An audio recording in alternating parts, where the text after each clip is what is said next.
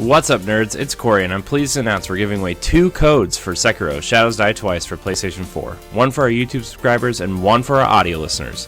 The rules are simple. For YouTube, all you have to do is subscribe to our channel, screenshot your subscription, and send it to ngrradiopodcast@gmail.com along with your name, PSN ID, and why you're a fan. For our audio listeners, we'd like you to go to whatever podcast service you listen to us on, preferably iTunes, but anything works.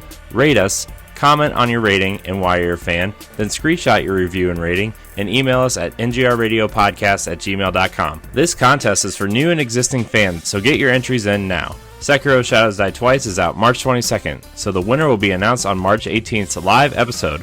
Join us on youtube.com/ngrradio at 8:45 p.m. Eastern Time if you want to find out who won or check the following week's podcast. Thank you so much for your support. Now on with the show. Limber Okay. 3, 2, 1. Word. Motherfucker. I hope it went live on that. Yeah, we did. We are live. We done been live, Captain Canada. In this land right now, some are insane, a million charge. To hell with poverty. We'll get drunk on cheap wine. To hell with poverty. The check will arrive. We'll turn around to boast again.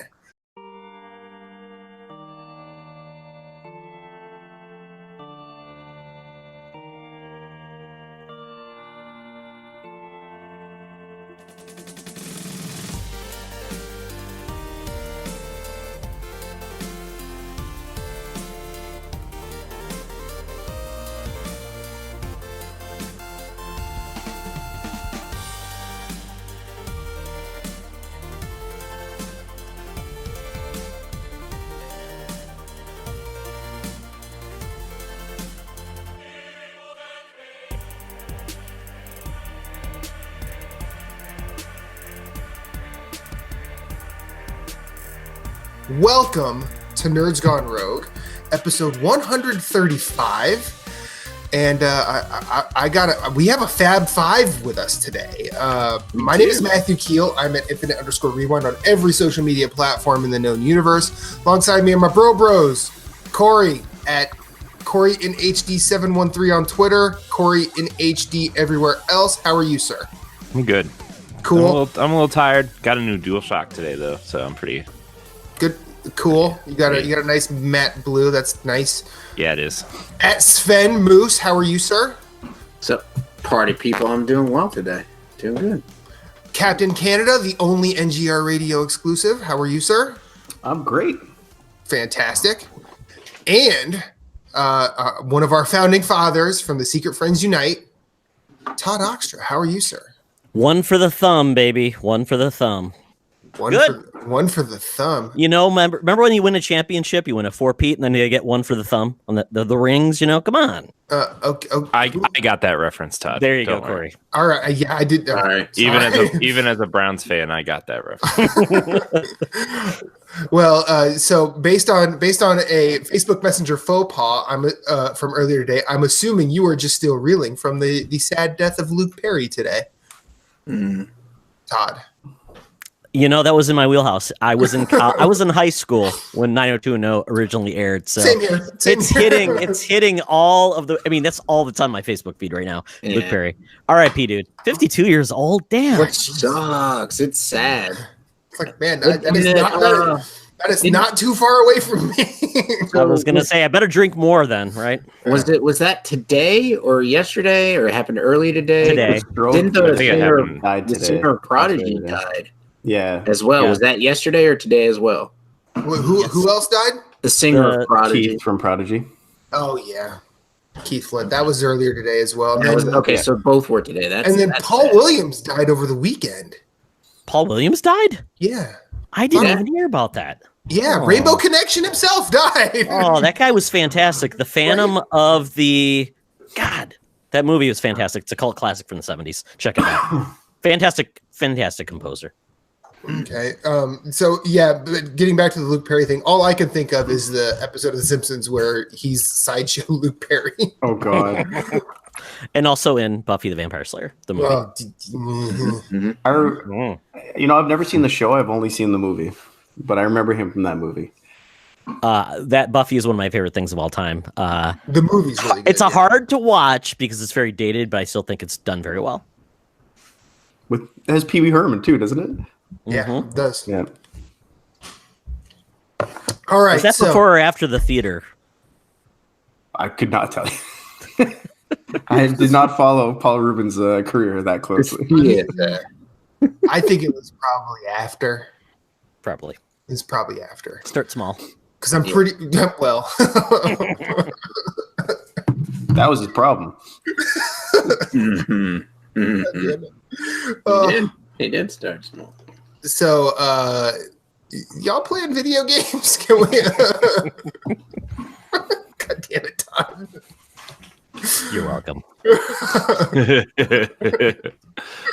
Just fitting right back into the lore, like you've never been gone. Lowering the bar. The Todd, bar's already on the ground. Are you digging a hole to get under it? we adapt to the situation. Todd, have you been playing any games lately? Yeah, it's been a melange of weirdness for me. Games I wanted to love have not. Okay.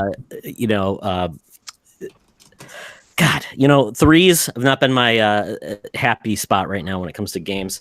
Darksiders 3. I wanted to like that game, but it is not like the first two. It definitely played it fast and loose, trying to adapt to, I guess, a more difficult level, and it just wasn't for me. I hate repetition based on failure in a non-rewarding fashion. Darksiders 3, I felt like just to get to the first boss, I died a couple times, or just trying to get through the boss, and there was nothing rewarding getting back to the boss again because there was no checkpoint. So I felt like I wasn't doing anything new, wasn't getting any special moves or anything like that. So I just found it not very rewarding. So I moved on from that. I'm just cut. I mean, I'm leaving them and loving them at this point in my gaming phase. I thought I was really going to like Kingdom Hearts. I cut bait and ran on that one so quickly as well. Once I realized that game was straight out of the 90s, or sorry, well, probably 2005s. Well, it's still very dated. Isn't that what they call them? Yeah, sure. I mean, it had the visuals of a modern game, but the voice that game has one of the worst voice directions of all time. And I don't know what it is because they have a lot of money, and Disney's obviously in support of this game. It's also the pacing of the voice acting. It's just like it's like half a second too long between responses, and then like all the Disney characters sound great, but then it's like all the, I guess you'd call them the Kingdom Hearts characters are like straight out of an anime with like really poor pacing and like over kind of explanation of everything. Yeah, you need some good voice direction to elevate that content and the writing, and the writing is just not good to begin with. And quite honestly, I felt the gameplay just felt dated as well. That's why I did not buy it when it came out. Like, I want to play that game because I'm a big Disney fan and I like Kingdom Hearts a lot, but like, yeah, that was my first non-purchase decision of the year. Yeah, and I felt like I've picked badly, and then I really should have picked Resident Evil 2, but I'll eventually get to that game. Tried Far Cry, the new Far Cry game, New Dawn, and it's more Far Cry and Far Cry 5 essentially. It's fun, it's dumb fun, but I just wasn't feeling like after a year and it came out again, just wasn't feeling it. So other than that, the game that I'm playing right now that I just for some reason I didn't know I would like is Crackdown 3. I got Game Pass on PC, $2 a month. Man, oh man, that game is addictive, but it's not good. I'm not dumb enough to know that what a good game is anymore. It's the best, okayest game. Yes. I mean, I'm just killing a lot of people, getting power-ups. It's that addictive, one more orb, one more take down some guys. It's not good gameplay, it's fun gameplay. So it's a better game from 2009. It pretty much is, yeah. And there's no Halo demo on board for it, so what can I say? But other than that, yeah, that's about what I'm doing. Although I am very excited. I'm hearing so many good things about what is called Ape Out. Yeah. Which I've been playing on Switch, and it's legit. I'm getting that when I get paid on Friday, and I think I'm excited for it. Yeah, I don't know if I told you guys, General Mills came to, or sorry, Nintendo came to General Mills where I work, and somehow they ended up giving me 5 gift cards for $20 each. They're like, here you go. So I've been trying some more things on Switch. That's a game I really want to love. Yeah, so I want to give that one a try. So I'll probably pick that up. So that's my gaming fun. I mean, I've only seen videos of that game at this point, and I already think it's running for best music of the year because that drum soundtrack, is really good. Yeah, somebody compared that soundtrack to, what was that movie about Birdman? J.K. Simmons as the evil Whiplash. Whiplash. They compared it to that.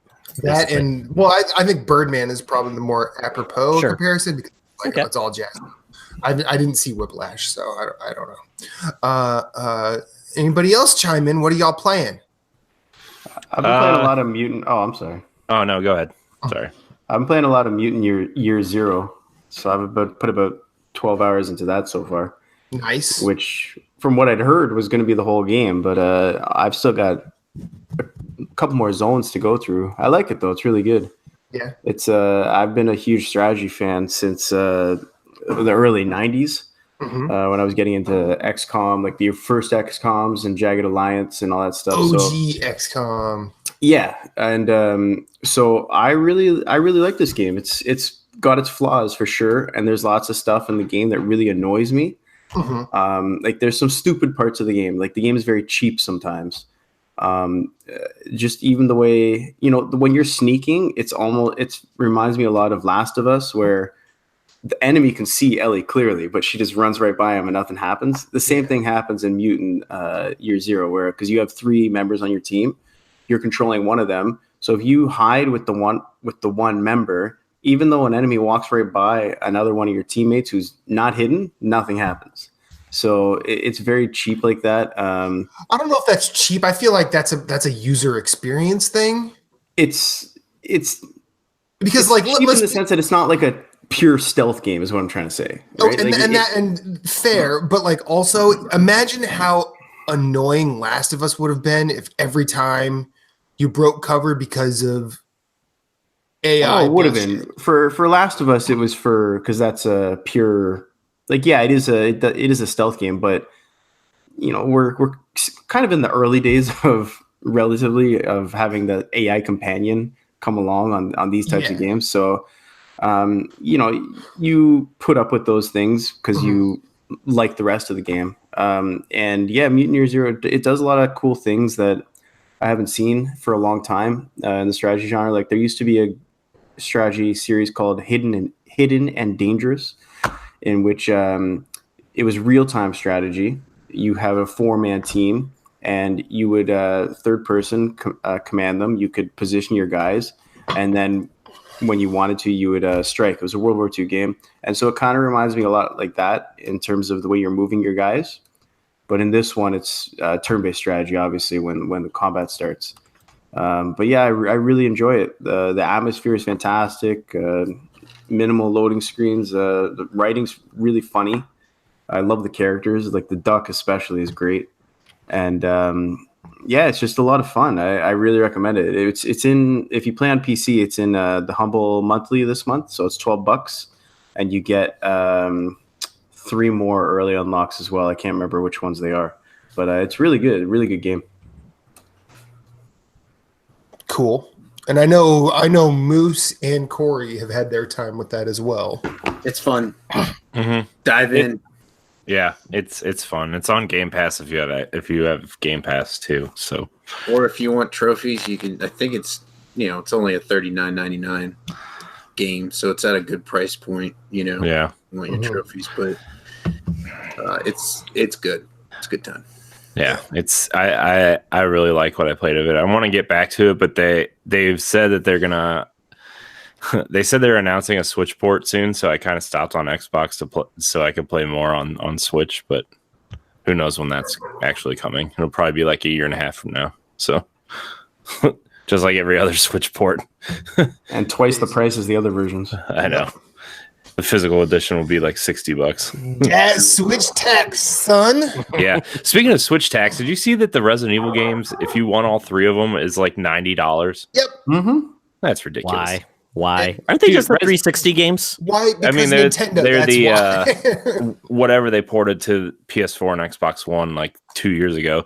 And by the way, when Resident Evil 2 came out, 1, 0, and 4 were all like $7 or $8. So that's ridiculous. No, I agree with you. It's and they're not even physical; they're all digital. The problem is people pay that. Mm-hmm. Yeah, That's why they're charging that much. Is because there are lots of Switch owners who have never played these games or are new to Nintendo, and they're buying these games. That's why these companies are charging so much. Don't get me wrong; I think it's gross. I don't support it at all. But in terms of a business, I almost can't blame them for charging that price because they know people are going to buy it. It's like, and they're not even putting all the games on a physical cart either, right? no, well, the HD Origins collection, which is 1 and 0, they're putting that as a physical edition, but 0 is on the cart and 1 is a digital download. And it's like, 0's the one nobody wants. Why are you putting that on the cartridge? Yep. If you're gonna do a physical, at least put the game people want on the cartridge. So, Speaking of Resident Evil, you know how Phillips brought to Moose's and my attention a while back about the X Gon Give It To You mod? mm-hmm. Did you see the new one? Talking about the They Thomas put, the Tank Engine. they put Thomas the Tank Engine as Mr. X. You know what? If you're someone who, like myself or Moose, who suffers from anxiety when you're playing those kinds of games, I think that having Thomas the Tank Engine come after you, I don't know if it would be worse or better. it'd probably be worse because I think it would be worse because that shit will Because haunt of your that dumb dreams, right? smile he Yeah. has. It's just like, no, the face would cause you to hesitate. That You'd be would like, haunt your dreams. So I think DMX would probably be easier to deal with. Yeah. Just wait until you get Macho Man saying "Snap into a Slim Jim." Yeah. But imagine this instead of the X Gon Give It To You thing. Imagine if they had the Who's Tommy Can You Hear Me playing as Thomas the Tank Engine is coming after you, and I'm like, I'm pretty sure that's more nightmarish. This is why I buy games on PC. Like I need this. This has to be the year. I have to get a PC this year because I am done missing out on this bullshit. Yeah. But yeah, that mods are awesome. Matt, Leon Navarro has to have like a cast-off PC that at least has a 1080 in it. Maybe He's in the chat. Oh shit! It's a Todd Oxtra. The rarely seen Todd Oxtra. Also, Deshaun is in the chat. He said he's having a good day, can't complain. He's getting ready for work, and he had a great weekend. And he also agrees that Ape Out is dope. Yep. Well, Keel, why don't you come on up here? We'll build your PC. You have a nice little vacation, then you take it home with you. There you go. That'd be cool. That'd be cool. You drink some Canadian beers. He's brought me Canadian beer. Their beer's good. Their beer's good. Just saying, man. It's right across the border. That Muskoka brewery that he brought me was. Those are good. Yeah. The Muskoka is very good. Yeah, it was really good. Labatt's Ice or nothing. Nope. Nope. Get out! You leave hockey's Bud Light out of this. Like Labatt Ice for us, that's like our version of the Beast. Yeah. Yeah, I believe that. So Phillips is playing Mutant Year Zero. Either of you other two chuckleheads playing anything? Besides the game we decided we weren't going to talk about today, I've been playing Assassin's Creed Odyssey a lot. Ooh. Yeah. Finally clicking with me. Like cool. when it came out and we were getting ready to discuss Game of the Year stuff, I tried to play it like 3 separate times and I was like, I can't play this right now. I've got too many other things to worry about. Mm-hmm. Finally sat down, started playing it. Man, I'm glad I started playing that game again. It takes a lot of the things that I liked about Origins. I don't think the story is going to be as good because I really, really got attached to Bayek and Aya from Origins. But the gameplay feels smoother. The movement feels smoother. The combat's a little bit faster, which I really like. And I really like it. It's got a similar loot system to Origins, and they added some kind of cool special powers that you get. So basically, you're becoming a Spartan superhero, pretty much. I just unlocked the 300 kick off the ledge move. So that was pretty cool. Kicked someone off the ledge the other day. It's pretty awesome. That's a good time. It'd be awesome if he just said, "This is Sparta" every time he did that. It'd be good. Yeah, I actually got that game off of the Google streaming demo. They actually gave it to me for free, and they finally transferred the progress. So I'm excited to get back into that because I played a lot on Project Stream. Yeah, I like it. How was Stream? How did that work? I had a direct connection with a 16 megabyte per second connection, and it was not good. I mean, I was directly around her. It basically dropped to a low resolution, and it was choppy at points. The audio dropped out. So I'm not a firm believer that anybody's going to get this unless you have at least 100 meg connection. I wasn't happy with it. I haven't tried to stream anything, but that's what we have because it's part of the package with where we live, and it's just like I thought about it. I'm like, yeah, but people in the middle of the country, how's this even going to work? You know, it won't at all. Yeah. Not until 5G gets widely tossed out where you can get a 300 meg connection.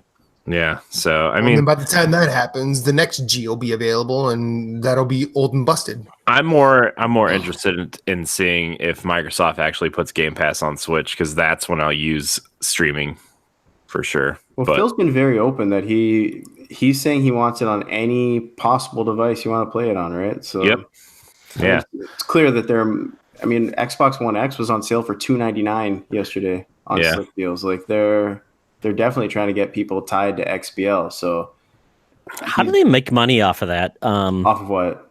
So Nintendo. Well, no. I mean, if it's on Switch is not going to just let you play games without taking a cut off it, right? What we were talking about on PAL Block is like, what if Microsoft has a tiered Game Pass system where like, for $10 you can use it on PC and Xbox, and then for $15 a month, maybe you can use it on your Switch and phones and other things. That way, it pays for the cloud streaming service. It pays it. They can cut a little bit off and give it to Nintendo or whatever other devices they want to put it on. I thought they could do this. Just put Xbox Live as the Nintendo service. I know. Pay Xbox $3 per subscriber. God, I would pay $80 for Xbox Live if they just gave it to Nintendo. Just do it. Come on, Nintendo. I love my Switch and everything, but their online is just awful. Well, didn't the Pokemon company hire the former founder of Xbox, or one of the guys behind Xbox Live? Yeah. What's he doing? He does all the Pokemon connection service for like online battles and trading and stuff. Wow. But like the Pokemon company is a separate company from Nintendo. Like Nintendo doesn't own the Pokemon company. They just own they own like what, 30%, something like that. It's like 40%, I think. Yeah. It's enough to keep Pokemon off of other platforms. It's a similar thing to what they used to do with Rare, where like they never really owned Rare, but they own a majority stake to keep those games off of other platforms. So although Pokemon's starting to show up on tablets and PCs, so the question is, who owns Milo? Peter Molyneux. Oh, Milo. That was one of the creepiest things I've ever seen. Milo? It was the original Kinect demo. It was that little boy that they talked to on Project Natal. Yeah. Oh, Jesus. Just look up the demo, Matt. Never forget, Matt. Never forget. I don't want to. I don't want to. It's one of the more uncomfortable stage. I have enough nightmare shit in my life. I don't need that. Take me on an adventure, Matt. God damn it. It's not the Momo challenge. It's the Milo challenge now. Although I still think the Wii Music stage presentation is the most horrible thing I've ever seen. That was horrifying. It was pretty bad. That's still hands down the worst. Nintendo seal of quality. Oh, God. We all make mistakes. Oh, that's true. All this. If you want to look at a bad one, just look up everything about the Sony's PS3 reveal. Historic giant crabs. I don't know, man. Mr. Caffeine was pretty bad too. the giant enemy crab one is they still make jokes about it. If you watch Digital Foundry, they were reviewing what's the Switch game, the robot one, Ex Machina or something? Daemon Ex Machina. Daemon Ex Machina. He slipped in a giant enemy crab joke into the technical analysis, and the comment section loved it. So people are still making fun of that. Bruce, what are you playing? Anything? Platinum Livelock started up Neverwinter again as I wait for Division 2. Played some of the open beta. Had some new content versus the closed beta, which was pretty cool. I played that with you on Saturday. Yeah, enjoyed it. That was a good time. And then we played with Lee and Becky. Yes, we did. And then I jumped into a game called Omega Strike, which is by the same dude that did another game called Daggerhood, which I highly recommend checking out. Daggerhood. So it's like a 2D side-scrolling platformer, and you're the thief, and you throw your knife, and you could use it to teleport to get around like the platforming and whatnot. So it's actually pretty cool. Oh, I saw that. It's pretty cool. It almost looks like Celeste. Yeah. Find Jason Marshall's review on ngrradio.com. Yeah. I mean, if you get it on PS4 and Vita, the trophy lists are separate, so you can get to 2 platinums in an hour. It's cross-play, it's cross-buy, so you only need to play like 12 levels to get the platinum, and there's like 100 in the game, and so like it gets crazy as you start moving through the levels. So so I got Omega Strike because I bought Daggerhood and liked Daggerhood, and Omega Strike's pretty cool. So it's like a 2D side scroller shooting Metroidvania. You got like 3 characters. One dude's got an assault rifle. One dude's got a grenade launcher, and another guy's got a shotgun, and they all have like a special power. So yeah, and you can like hit your triangle button to like swap the other character in when you need them. So it's actually pretty cool. It's a lot of fun. Looks like straightforward plat, which should be awesome. I'm hoping to have that, like in the next couple weeks. Cool. Yeah, and Ape Out. So I bought Ape Out on Friday. Was gonna try it. Was trying to play it all weekend. Just didn't get a chance, and so I played it at lunch today, and it is awesome. It's really, really good. The graphical style is awesome. The gameplay is cool. I am not as in love with the soundtrack as I thought I would be, because I don't know, it moves to how the action that's going in the game. So if you're doing a little bit of backtracking to try and figure out where the hell you have to go, obviously you just go from the left side of the screen to the right side of the screen. But if you're looking for whatever, it's also like a maze. So yeah, so it's like a maze. So if you're moving around, it's kind of just like a slow drumming, and I'm just kind of this is almost kind of annoying to me a little bit. So I don't know. When I first bought it, I was like, oh, that's gonna be cool because it the intensity increases as the gameplay intensity increases. But I'm just kind of I don't know. So does it do that the same way that Luminous did it? I've never played Luminous, so I just know as you start doing the action where you start beating the guards and killing them and stuff, the drumming starts picking up, and the bass picks up and stuff like that. So it gets a little bit louder, a little bit more pop, faster, and then it just really slows down. So I don't know. I still want to. The jury's still out on it, but I mean, I thought I would like a little bit more. But the game I really enjoy. The graphical style is awesome. There's the maps are increasingly getting not, I don't want to say tougher. You learn as you go, and you learn to use the environment to block the guards from seeing you so they don't shoot you. And then so it's just it's moving it's got a good learning curve, I guess is what I'm trying to say. Yeah, so, I saw it earlier. It looked really fun. Yeah. I also forgot to mention earlier, I jumped back into Anthem. I'm not going to kick this corpse too many more times. It's just I really like the way it plays, so I keep wanting to play it. Is the problem, and because I think it plays great. It's so much fun to just fly around, and then when you start playing it is when all of the stuff comes back. But I think that game will be really good eventually. I think they've invested a lot of money in it. It's one of their premier studios, and I do think that game's going to be really good in a couple months, maybe a year.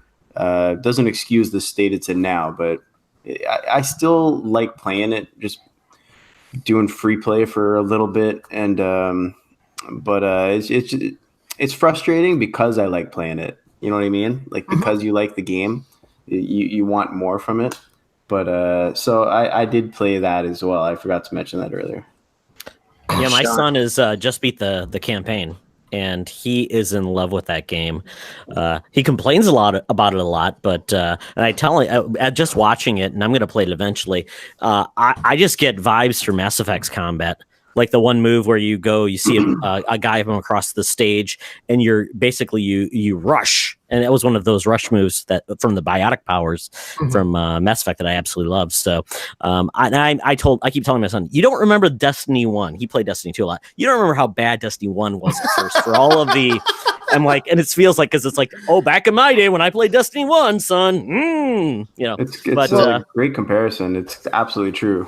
We forget. Yeah. We forget how games start typically. Well, Division 1. Sometimes we don't remember how bad they were at the beginning and then how good they get. It's like the Division 1. Division 1, people are like, Division 2 is going to be awesome. Like there was no problems with Division 1, meaning it was just a bunch of guys with hoodies, but they got more powerful if they put on a heavier hoodie and they could take more damage, right? Yeah, no one remembers that when Division 1 came out. They're like, "Oh, I'm hitting headshots, but these guys aren't dying. Why is that?" And then I remember that. You have to explain. This is kind of like an RPG where none of that shit actually matters. Yeah. I mean, I will didn't give get Division. that far. Division gets kind of a pass because I think in all my years of video games, it has the single best headshot sound I've ever heard in my life. Oh yeah, It's so satisfying. That's squishy. Yeah. Oh my god. Yeah, it's so weird, but I love it. It sounds that little it's the best. Yeah, it is satisfying. Like when you're just like it is in the back with like your sniper rifle, and you take like 2 shots at them, and it whittles their health down, and the last shot's just like, and you're just like yes. It's like popping bubble wrap. It's just so satisfying. Yeah, it is. Like dopamine. Here we go. I predict that will be when in your end of year categories, best headshot sound.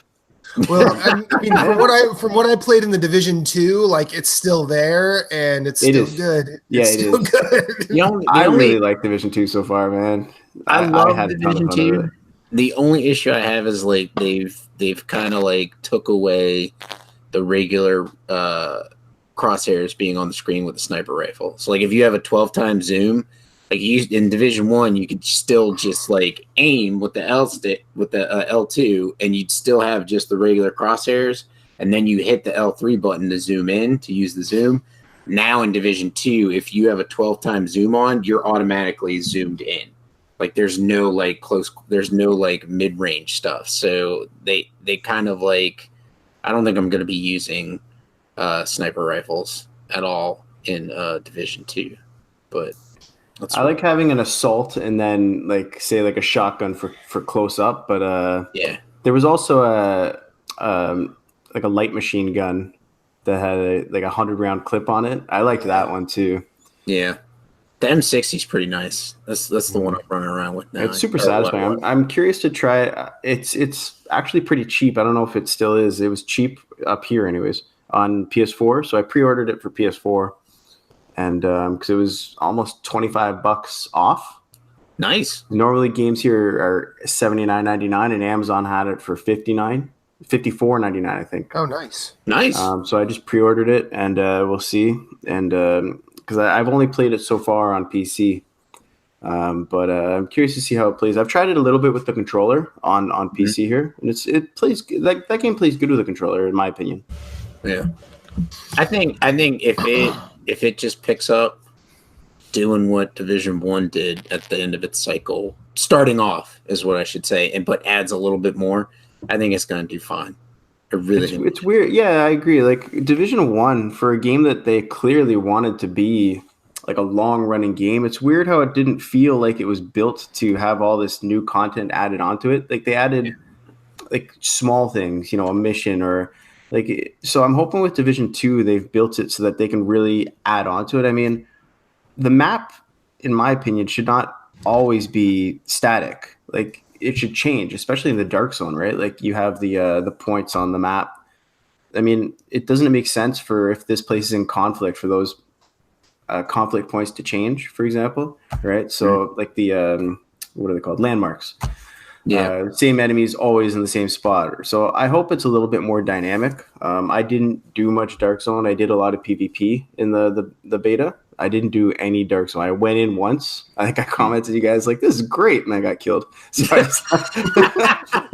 the sky is beautiful today. Yeah, I was like, man, everybody's just getting along. Like I saw a couple. Wow, guys it's pretty great.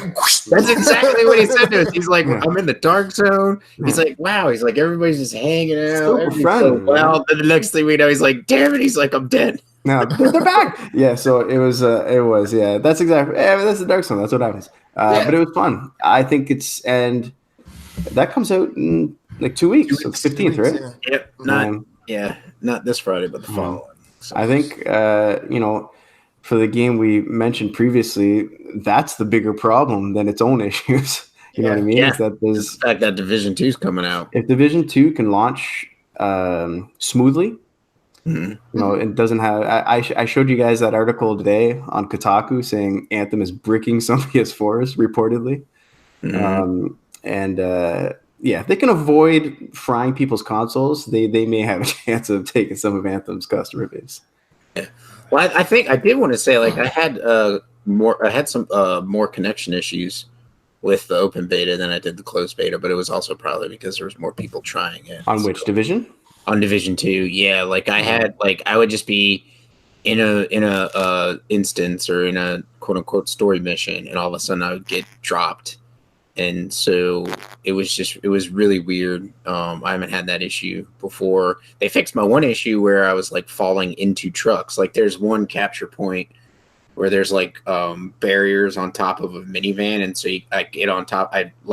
During the closed beta and this one, I got on top of the minivan to like take out the enemies that are on the corner, on their little like whatever. Mm-hmm. And what happened was I fell through the top of the van into the van and couldn't get out. I had to quit and restart the game. It happened again. You're just stuck living in a van down by the river. You're living in a van down by the river. That was a huge problem in Division 1 where people could purposely go into the environment when they're in the Dark Zone. So, and then like in the open beta, like I fell into the van and then just had to move like a little bit left or right. And all of a sudden I popped on the outside of it. So I was like, at least they knew that was there. But then I also had issues where like walls were just clear. Like you're like climbing up a ladder and there's no wall there and you can see like the world behind. I took some screenshots of it. I'll have to send it to y'all, but it was pretty hilarious. Like just the walls just not being there at all. Sometimes the bugs, and as long as it doesn't break your game, the bugs and janky stuff you come up against sometimes is pretty funny. Dark Souls multiplayer is great for some janky bugs. Yeah. Like I remember you, Ahmed, and I playing that, and then we would kill somebody, and then all of a sudden that enemy would just be hanging from the ceiling, just twitching for no reason. Yeah. Dark Souls 1, I remember I saw that video. That game, in my opinion, has one of the best trolling moments in the history of multiplayer games. That one where the guy invaded the guy's game, so he pretended to be a statue. Yeah, and just hung out. Yeah, stood there for forever while the guys running around looking for him. Guys running around like looking for him. That's a spell. It's chameleon. Yeah, it's great. It's the best. Just the way he did the video was so good. Oh, it was brilliant. Well, I remember. I think for a long time you couldn't tell if that they added a chime to that particular spell. Mm-hmm. That way you could tell if it's been used. So you have to just go look for stuff that's out of place. Oh, okay. See, that's dumb. They should have just left it where you actually have to look for the person. But well, yeah, but then there becomes pros and cons, because then if you have an invader that you can't progress until that invader is gone. So if you've chameleoned yourself to where you could just sneak your way to where you need to go, you can't just leave. You still have to fight the guy, and so if you're just sitting there, so Dark Souls is does not have auto kick somebody if you go into a boss fight. No, well, if you're going into a boss fight, yes, but Dark Souls 1 would wall off certain areas where the fog gate you're going to isn't a boss, and it wouldn't let you leave. Right. So full disclosure, Moose and Keel pay me $5 every time I mention Dark Souls. Moose maybe, but I don't. So question about that. I mean, I have no interest in the Division. To me, the aesthetic, it's kind of boring. The weapons don't feel that interesting compared to other shooters.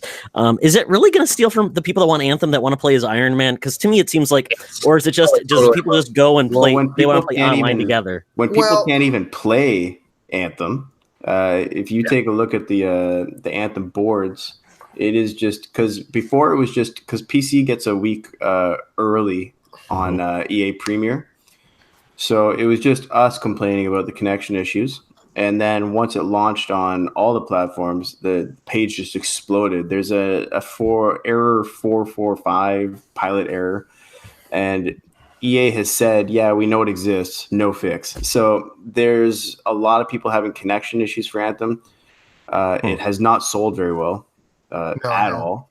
Well, we know hasn't sold physically well. They haven't talked about digital yet, because physical online games, typically digital is significantly higher than a Nintendo game or something like that. We're in the era of when there's a good number to brag about, they hop on Twitter immediately to brag about it, right? So if there had been a huge number of people playing it, you'd see, thanks to 5 million people playing concurrently playing Anthem at the same time. I get that. I'm just thinking, if you're not really interested in the environment of the Division, if you weren't a Division 1 fan, I don't think, if you're one fan, and like myself, I play Division, I just felt it was kind of like, okay. Well, you'll just stick to Anthem, but I haven't even played much of Anthem, but my son, I showed him a Division. He's like, Dad, that looks kind of boring. The aesthetic is kind of, to me, I just think from an aesthetic standpoint, doing Anthem looks completely different. It's doing completely different things versus Division feels like it's more of the same Division with some tweaks. So I don't know if it's going to be that much bigger, or it's going to pull people away that are not necessarily interested in the Division's kind of aesthetic. Well, it's already. Well, I think what it's going to do is it does shooting better. I've played Anthem, and the shooting in Division is way better. I personally like the modern shooter type thing, not like the futuristic. I get the Iron Man. You want to play as Iron Man, that's cool and all. Like, flying's fun, personally for me, for like 2 seconds. So I was like, all right. Like, I played more load screens than I did the game. The load screens are terrible. I don't want to do this game. They're terrible. So is the tether system, and Division doesn't have that. Like, that tether system is terrible. Right. And so with the Division, I feel like there's gonna be so many more people. The reason it's gonna take more gamers away is because I feel, Todd, you're like on the other end of the spectrum where you're like, I don't really feel like I don't want to play Division, but there's a lot of people in the middle and a lot of people in the end that do want to play it. And I think it's just going to be a lot of people are going to jump ship off of Anthem. They're only going to play Anthem until the Division comes out. And then once the Division comes out, I have a feeling they'll never go back. Because like I was going to load up Anthem for a second time, and I'm like, I don't want to play load screens. And so I just went right down. What if, okay, so I'll be devil's advocate. What if they get rid of the load screens? They make all these changes. Is the gameplay more compelling in Anthem versus Division, which quite honestly, they probably, I mean, I'm just trying to play devil's advocate, because when I see Division, it looks like more of the same Division. Because it's not just like getting into the game. It's like, every time you get into your javelin, every time you go into the forge, every time you go into the open world, every time you find a cave, like they would throw out a caveat. Maybe they change all that. The little things that we know are kind of common themes. What if they change all that? They say we get rid of all the nonsense, the stuff that kind of takes away from the fun. What if they say we remove all that, we fix it?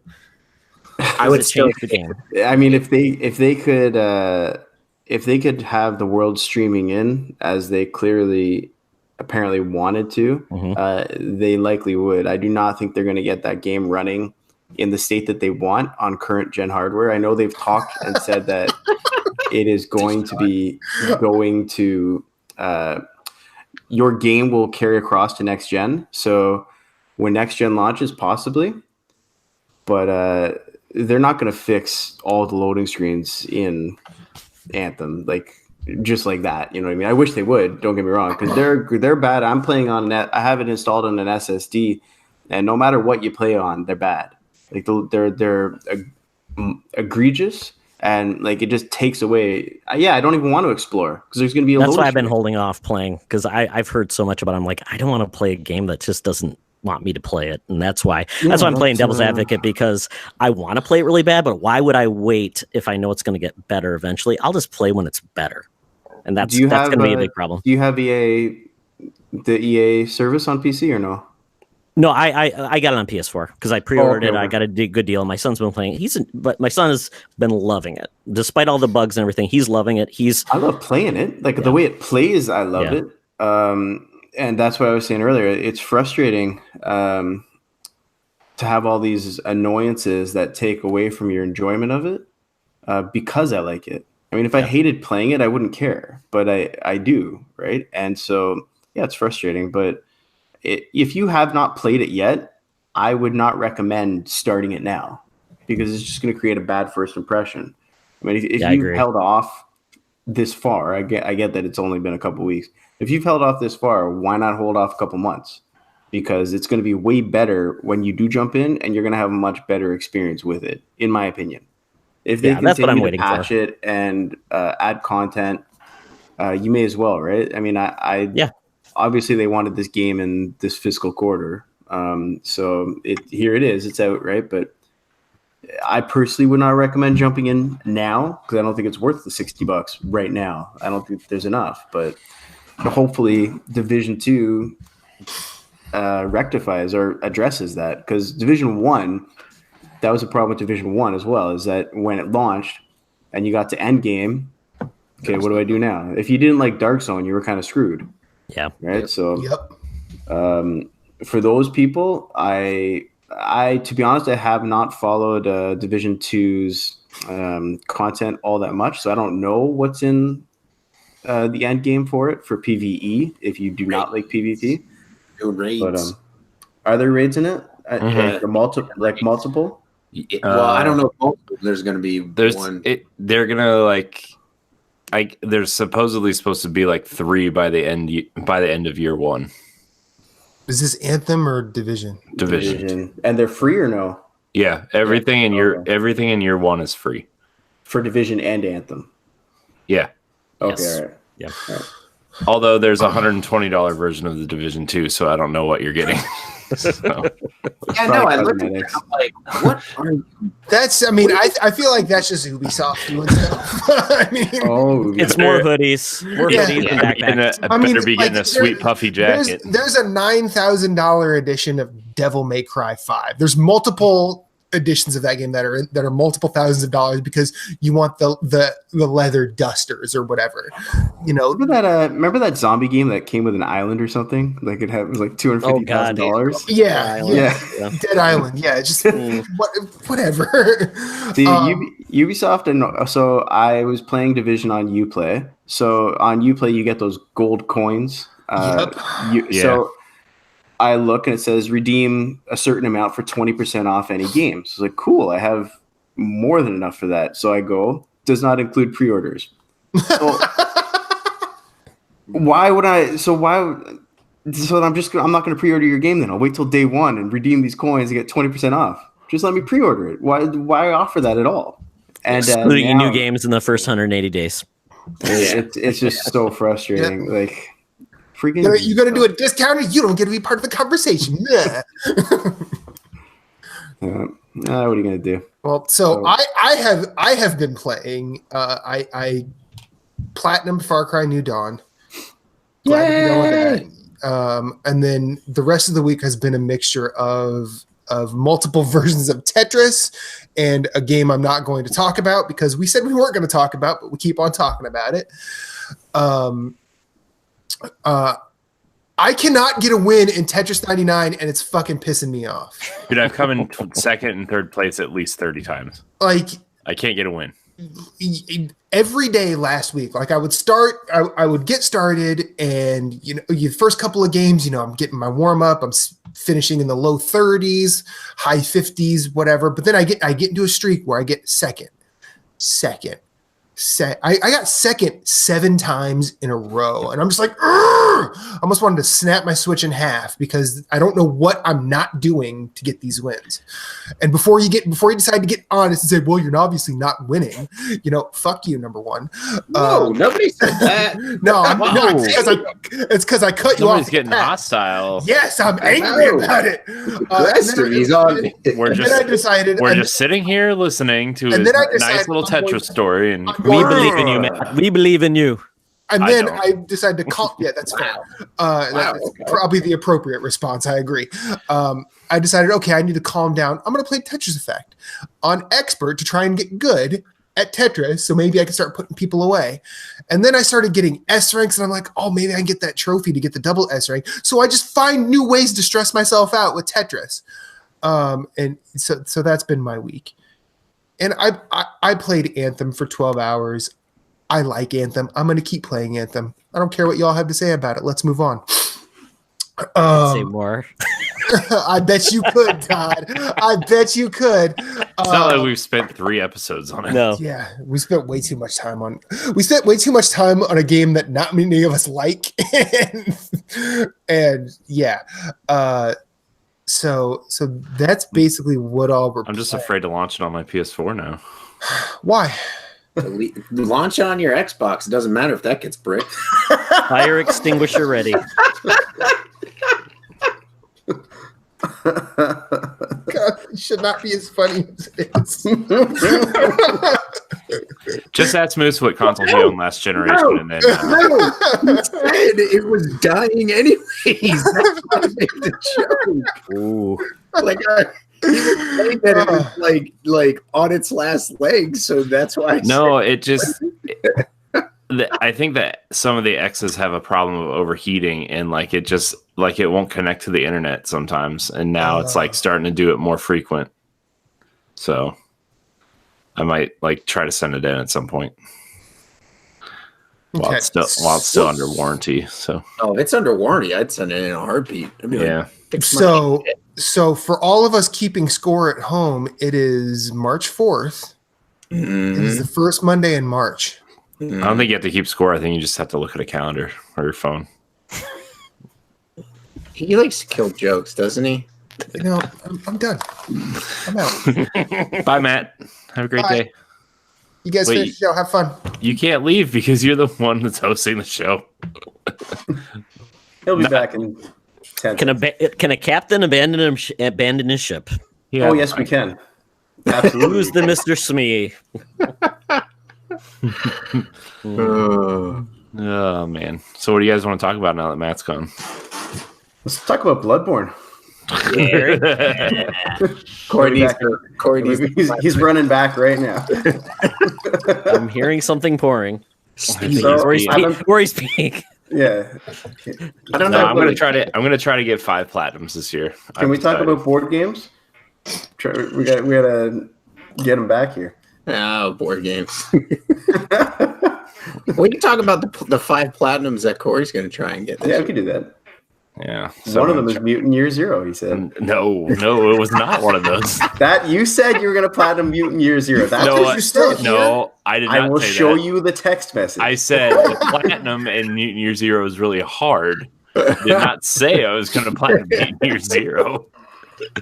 I think you did. You have to beat the whole game without dying on ultra hard. Save scum. So I've been playing the game. I'm so stupid. Uh-oh. I guess that you could switch to them. You didn't realize you could switch to the other characters? No. And so I looked in my inventory in the squad. I was like, it says I picked them. I got the achievement for getting them. Where the hell are these guys? Yeah, they're just in the inventory. That game does not explain things very well, and I'm not particularly intelligent. So I would like to point out. It's the Bloodborne of real-time strategy. I want to point out that that's not as bad as Jeff and I sitting and playing Livelock together. Livelock. Oh God, this is great! Is a door shooter. So we were playing together, and he's like, "Man, it's really hard to aim in this game," and I'm like, I don't know what you're talking about. I was like, I feel like it's pretty easy. We're playing, and all of a sudden he's just like, hey, Moose. And I'm like, what? He's like, guess what I just figured out? He's like, you're really going to laugh at this. I'm like, what? And he's like, You could use the right. You could use the right stick to aim, and I'm like, I'm done. Like I'm done for the night. I was like, I'm going to bed. I was like, I can't. And then he found out through the video he was watching to find all the audio logs that you could sprint in the game. He didn't know you could sprint in the game. I was like, and like he's like, yeah, the guy in the video said you could discover that you could sprint. And the next day it didn't dawn on me. It didn't dawn on me till the next day. I sent him a text. I was like, wait. Did you find out that you could sprint by when he found out he could sprint? And he's like, yeah. That's terrible, man. There's always a sprint button. Or it should be. Not always a jump button. That's true. Not always a jump button. That's true. There's not one in Assassin's Creed, and it really bothers me. Oh. Yes, that annoyed me too when I was playing it. Like, but I like that game. Isn't that like the whole point of the game is to like jump up onto rooftops? That's why you run holding that one button so you can just Spider-Man up whatever you happen to want. I don't got time for no jump buttons. I got to jump, man. Press J to parkour. Yeah. Triangle stealth kill. So do we want? So it's 20 questions a week. Corey, do you have a fucking game or not? Or are you gonna just sit there and just try and troll me some more? I mean, I could do both if you want. I'd prefer you didn't. Well, did you not just hear he had a stressful week with Tetris? I don't care. It's not my problem. He put it on himself, man. He tried to relieve stress from Tetris by challenging himself to another game of Tetris. No. You didn't hear what I said, Corey. No, I'm pretty sure you said I'm not playing Tetris 99 until I beat Tetris Effect. No, I've beaten Tetris Effect. I don't care. I heard what I heard. I beat Tetris Effect before the end of last year. That's why it was one of my games of the year. Obviously, nope, I heard what I heard. You just hear Bloodborne so much that you just tune Moose and I out. I get it. It's fine. I don't have to hear Bloodborne and tune you guys out. It just happens. No, that's just the trigger word. But you can get them back easily. Keel will platinum more games this year than the Cavs will win games. I'm pretty sure I've already done that. Hey, man. I mean, the Cavs are real bad. So I have 9 platinums this year already. So then you're more than halfway there. The Cavs have won 16 games this year. They're 16 and 48. So pretty good. They are. So in this calendar, how many games have they won this calendar year? This calendar year? I have no idea. Have they won less than 9? Yeah. Yeah. All I know is that they are 3 games ahead of the Knicks, and that's not good because we need that number 1 pick. The Knicks are awful. we need that number 1 pick though. Why? Because Zion Williamson has already hurt his knee. I don't care. He's done. Did you see that? Kyrie Irving played 12 games, and guess what? We picked him. So. And he was fine until he was a bitch and left. Oh, you mean he was fine until he forgot he was playing with one of the greatest players of all time and wanted the spotlight. I mean, Corey, you have the Browns now. Forget everybody else. Kill them all. Nothing else matters. At least the Browns are on an upswing, I guess, right? Right. A mediocre Browns team takes precedent over a good Cavs or Indians team. Absolutely correct.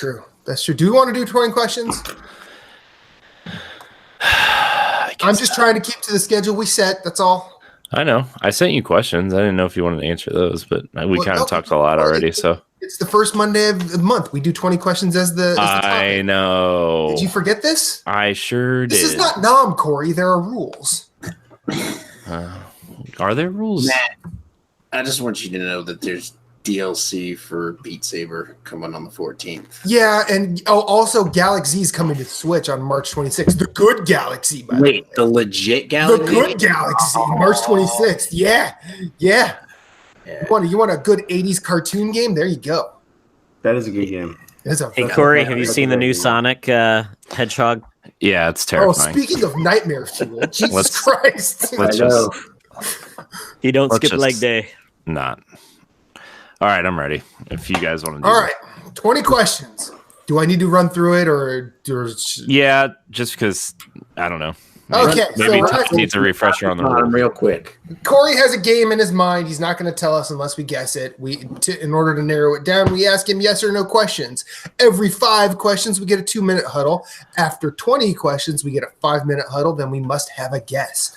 If at any point we guess incorrectly, game is over, Corey wins. If at any point we guess correctly, Game is over. We win. Ready, gentlemen? Is the game Anthem? God damn it! You can just gonna end And this that's right the now. game. Everybody can. Hey, thanks for stopping by. This has been episode 135 of Nerds Gone Rogue. Corey doesn't have to answer because I already know it's fucking not. Is It's a it good Guitar one. Hero 3? We didn't start. But anyway, PS2. This is a good one. all right. I say our guest goes first. So Todd, you're up. has the first question. Is this a Japanese developed game? No. Phillips, you're up next. Is this game exclusive to one platform? Currently or initially? Interesting. Now. No. No? Okay. So, Bruce?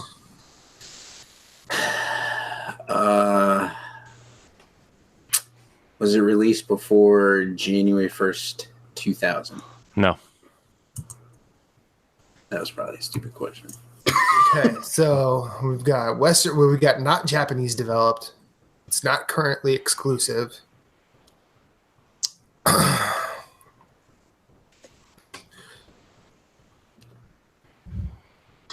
Style. He plays a human. There's RPG elements. You beat stuff. Shoot stuff. well, hey, Todd and I are What the Moose guests here. said. You guys are supposed to be leading the pack here. I mean, I'm throwing out questions. Do you know why they bring on guests so they don't have to answer to ask the questions? Oh my god! All right. Is this an independent game? No. Okay. Ooh, no indie. All Is this game an RPG? No, it's No. Todd's question. Oh, well, I thought it was just a free for all. This is not Nam, Phillips. There are rules. Not up here, there isn't. Did this come out on the current generation of hardware? That includes Switch, PS4, and Xbox One. Now, are you asking was it initially released or? Get you Sure. Was this initially released on the Switch, No. PS4, Xbox One? Okay. So, So, it's So between we said 2014. yeah. So basically, this would be like what 360. Yeah. Wii. So 5 minutes, we get what? 2 minutes? 2-minute huddles. No, So because it could be PS2 era as well. So five questions, we get 2 minutes. Yep. So- It's 2 minutes it's- starts now. It's 2-minute Okay, huddle 2 minutes time. starts now. It could be a PS2 on PS4 Yeah. game. Could be something that was previously released and then remastered, like the Mario Wii U, new Super Mario Wii U. Or What's the likelihood of a non-Japanese game on a Nintendo system though? that's true. It's a good point. Smart point. Have you heard of Doom? Wasn't initially released on the current generation of consoles, so Was it Doom 2016? initially released on the current. You said it wasn't released. I was just. Corey. My answer to that question still stands. I Okay, was trying so to make a joke. and Doom 2016 was, so we have to eliminate that from the choices. What do we want to do? What do you want to ask? What we play as? Do you play as a human? We usually ask that. There's is there combat? Is there multiplayer? Like Phillips was going to ask, is it an RP? Is there RPG elements or is it an RPG? Yeah. What perspective is it? Is it first or third? So these are questions I guess we could ask to try and figure out. Yeah, because if it's an RPG, then it would be basically a Western RPG, right? Yeah, you have to narrow down the genre. yeah. I think narrowing down the genre and then also like what type of game it is a good idea. Does first person or third person help? Yeah. Well, yeah, that's what I was saying. Like the perspective, like, is it like, third person? Is it first person or like a side scroller type thing? Yeah. Usually when I hear third person, I think of like third person shooter or like. And these are, and that era is all what, optical disc, or are we counting downloads only? That's a good, Well, I feel unless like it's like a PC title that was then brought to consoles or something. yeah. And handhelds are out of the picture, right? No, I didn't. There's nothing about that. I don't think. No. We've tended to. No, stay there is away- now after they couldn't guess Pokemon, the biggest game in the entire world. It's not the biggest game in the entire world. Actually, it is. Is it Minecraft? No. Tetris? Pokemon Go. All right, so whose question is it now? It is. Oh, you guys are way past. I stopped. Okay. Yeah, It's I your figured- really. All right, is this an RPG? No. All right. So it's 6. So it's not a role-playing game. It's a Western developed game between next? 2000 and It's 14. you, Moose. Do you play as a human? No. Okay. Not RPG. Don't play as a human. Is this a platformer? Yes. All right, so who are non-humans? Rayman? Rayman, Ratchet and Clank, Sly Cooper. But it was on multiple consoles? It's on multiple Multiplat? consoles now. It was. So then no Ratchet or no Sly Cooper then, What right? about Spyro? But those games are on, those Crash. the two games are on other Sony consoles. What about Crash? Correct. Like they're not exclusive to that PS2 or PS3, right? He's not even keeping time. Look at You're him. right, I'm not. He's supposed to be forcing someone to ask the 9th question. All right, let's go. So it Who's would be next? Todd's question. Mm-hmm. Is this in? Well, it's a platform. It's just got to be third person. So I'm gonna say 2D or 3D? Yeah. So it's not a. Did you do a lot of It's not Japanese, so it can't be Sonic. It's You a can Western platformer. In the commercials, did you do a lot of trash talking to Mario? Yeah, do that. God, well, if it was released in that era, then it would have been one of those weird, like Crash Neo Cortex games. So are you a Bandicoot in this game? No. Okay, It was worth a shot. It's worth a shot. sure. Phillips? Who's up next? Philly? Is this game made by Ubisoft? No. All right, so it's not That's Rayman. 10. We got 2 minute right now. Okay. So it's Western platformer. Western. I This feel is like not my wheelhouse. So I feel like if we have to nail down if it's 2D or 3D. And it came out last gen. Hey, did Explosion Man? Did that come out on That's one of the. It did not come out on multiple consoles. just on Xbox, right? Miss Explosion Man did. Miss Explosion we- Man is now. did we ask available if it's an on independent game? Switch. We didn't. It's not an But they were owned by Xbox for a while, right? And then they got released again, right? Yeah. What is that? Twisted Pixel? Yeah, Twisted Pixel. Matt, we asked if it was an independent game, right? We did. It's not. Okay. Okay, so So it's that AAA non-Ubisoft game. Did Minecraft come out on consoles last gen? I don't think that's a Yeah. platformer, is it? No, it's not. No. Okay. Platform. 1 minute left. What about Braid? Well, you play as a human. That did not- come out on PS3, didn't it? Yes, it did. You played as a human. Could be. But would give it away. We don't play as a human. Can now. you rewind time? Is a time But- mechanic? But we don't play as a human. You now. don't play as a human. That's why I was saying it doesn't work because you don't play. No, as it doesn't. So, who went? Was it Todd who went last, or was it who went last? I asked if it was made by Ubisoft. Okay, so Do we have a question since then? no. Now it's my question. So, 20 seconds left. combat. I'm thinking like, do you want to ask? Is there combat? Because that could kind of lead us towards what kind of a platformer it is. Yeah, Like whether you're like jumping on heads or if you're actually like shooting stuff yeah. or using magic. You know. hmm So I think. Do you Time. want to do melee, Matt? Do you want to be like, do you hit stuff, Matt? Yeah. All right. Is there melee combat? Let me look. I'm not 100% sure. I think there is, but I'm not 100% sure. All right. Ooh, what about while he's doing that? What about Shadow Complex? Yes, there is melee combat. That does have melee combat. Shadow Complex was developed by Chair, which is a American studio. That's Western. It was released last gen, and it is now available on this gen. Yep. Well, it is, but is it indie though? Would that be considered indie? No. When it came out, it was right. It was. They weren't owned yet by. Shit. Well, yeah, they weren't owned by Epic yet. So Who made? Oh no, you don't. Who made Bionic Commando? Although that's a Capcom. Yeah. Is this a 3D platformer? Yes. 3D platform. Then Bionic Commando. Oh, Shadow Complex doesn't make any sense. Todd, it's your turn. Do you fire weapons in this game?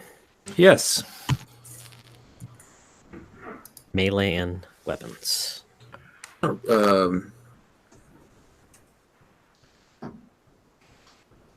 Phillips. So, did this game initially launch as a console exclusive? Yes. Ooh. Did we ask that already? No. Yes, it was exclusive now. Multi-platform. Okay. All right, so it's an exclusive platformer. Oh, what about Conquer? Oh no, that's not a platformer though, is it? No. It kind of is. It's 3D platformer. But is it available on anything else? Is the question. Conquer it started on N64, then came to Xbox. It's on Xbox. It's an English studio. Was the question independent? Yes or no? It's not independent, so it's So they were owned by Microsoft, or at the time, or no, Nintendo at the time it came out, right?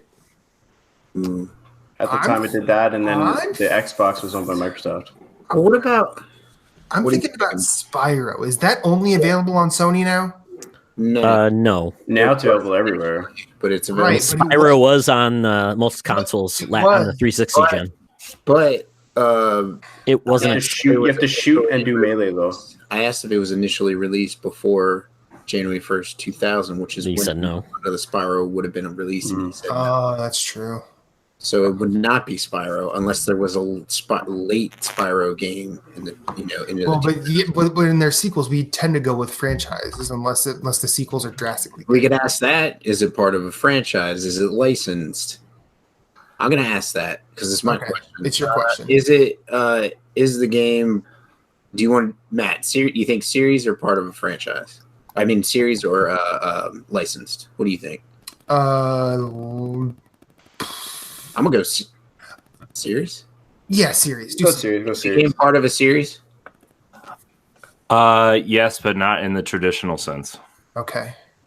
Ooh. So maybe like a spin-off or like a side version of the main game. Go with me on this one. Wait, now we get 2 minutes. So Is it? Oh, we're already at 15. Fine. yeah, we're at 15. Yeah. I asked the 15th point. So I'm thinking if it's not part of a series in a traditional sense, what if it's because Skylanders? Maybe. Do we think those are 3D platformers? But it wasn't exclusive at launch. You don't It came out on 360 and PS3. Oh, that's true. That's true. It's a nice try though. I mean, legit. But see, Sly Cooper is only available. Same with Ratchet. I'm trying to think of other. I was thinking about Daxter, but like there was a Daxter game, but that's probably only PSP. Yeah, that's Correct. only. Yeah. Correct. I'm gonna give you guys a slight hint. Okay. Don't think too hard as part of a series, because it is such a roundabout way that I don't think you guys would ever think about it. Okay. What about When did because- Banjo-Kazooie come out? I don't know. Banjo-Kazooie's on 64, right? That was Is that pre-2000? yeah, Shit. 99. go to the Googles? I would tell you. No, 96. Yeah, never mind then. Yeah, 96. Yeah. We can't go to the Googles. So 2011 to 2014 is that the era we got? hang on, so it's not on current gen, is that right? Or Correct. Well, it didn't debut on current gen. On current gen. Yeah.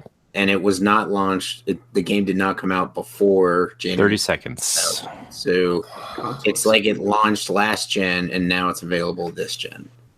Is really what that's. Yeah. If you want to use your Sherlock. So this isn't one of those weird like Duke Nukem games like that are like those weird spin-offs that were 2D. It couldn't be one of those, right? It's a 3D platformer. Yeah. What do we know about the combat? There is melee. 2 combat? minutes. Melee and weapons. Melee and weapons. Okay. So Matt, I think you asked the next one. Don't play as a human. What about fucking Ratchet and Clank? No. It's only Sony exclusive. Only Sony. Okay. All right. Part of the series. You don't play as a human. I don't know what to ask. It's a series in a roundabout way. I just gotta remove that question. Are there... Shit. I'm at a loss for a question. All right, so then let's try and nail down the publisher then. Are there... If we Are there... Do you have the option to play as multiple characters? No. Okay. All right, so let's all right. It's not Ubisoft, Western developer. Mm-hmm. We either have to nail down the platform it launched on or who made it. Who published it. That's true. So did this whose question is it? It's Todd's, but he had to step away. So okay. Can we swap? Can I go? Go ahead. We'll skip right over them. So, all right. If we have no guesses, then you mind if I ask which platform it launched on? Like, can I ask if it was a Sony exclusive initially or something? Or I'm fine with you asking that. Yeah. Sure. Platformer. Who? I'm thinking it would probably be a Sony one then. Like, all right. Was this game initially a Sony exclusive? No. Okay. No? Okay. So Nintendo or Microsoft. Platformer, 3D platformer. Todd can swap right in on your question when he gets his mic. 3D platformer, you don't... Todd, we let Matt take your slot for the question, so you can just take his. So, any surprises that I missed? It was not a Sony exclusive. It was not a Sony exclusive. Yeah, he was trying to narrow down what console it was on. Initially released on. Western developed. So I can't picture any games being exclusive. Like, were games exclusive to Nintendo for a bit and then came to everything else? Not that I can think of. Not that I can think of in the Wii U era, right? Would be the Wii and the Wii U era. So it was probably a Microsoft exclusive. The only thing I think of was Rayman. They had that. Did they have a Rayman exclusive? We already said no. It's not made by Ubisoft. Yeah. Western developer, 3D platform. And it's 3D platform, so it's got to be in a third-person perspective. I don't think it would be that. What's that? Did we say that came out on Xbox One? What's it called? It was on PC before. Oh, Lucky's Tale. Lucky's Tale, yeah. Okay, when you said this was not a human protagonist. Right. Damn it. Okay. God. I mean, okay. Licensed. If it was licensed. It's a licensed game. Sure, I'll ask. Was it a licensed game? Nope. Not a licensed game. All right. My turn at 19. Ask if this was a rare game. Just ask it. Is this a rare game? Yep. Rare? Oh. So it debuted on what console then? Xbox 360? Do you play? No. This is not that horrible first game on 360 by Rare, is it? Oh, no, that was Xbox One, the original Xbox, right? What if it's part of the Rare replay collection? Yeah. Do you play as a squirrel-looking thing in this game, Corey? A squirrel-looking thing? Yeah. Like a squirrel? Sure. Yes. Oh no! It's Conker. It's Conker. It's 20 questions, but we got to make sure we ask. Which Conker is it? Right. Hang on. Which Conker is on multiple platforms? Like there's the Bad N64 Fur Day one. is now. Oh, Bad Fur Day. It was on It was on original Xbox. N64. What's it on now? Xbox. And it came out on the original Xbox. So it's technically multiple platforms. It's on Xbox One now. It's not. But it wasn't technically the same game, right? Didn't they Conker censor it like crazy on the Xbox? They upgraded it. Yeah. But they censored it. Censored it? Yeah. There's flinging poo in that game. Poo. All right. And you got drums in that game. I think you got it. I think this is a Conker. So since Matt asked the question, do you play the squirrel as a squirrel? We have 5 minutes to talk about it. To nail down which Conker we think it is, because I do not know the rare replay library. Because it's got how many Conker games have there been? I know Bad Fur Day was 2001. There are technically 3 Conker games. Yeah. Really? Yeah. Technically, yeah. So there was Bad Fur Day is probably in the rare replay. So, but hang on, he said that don't think of it as part of a series. So is he going to be? Look, man. I played Conker on Nintendo 64.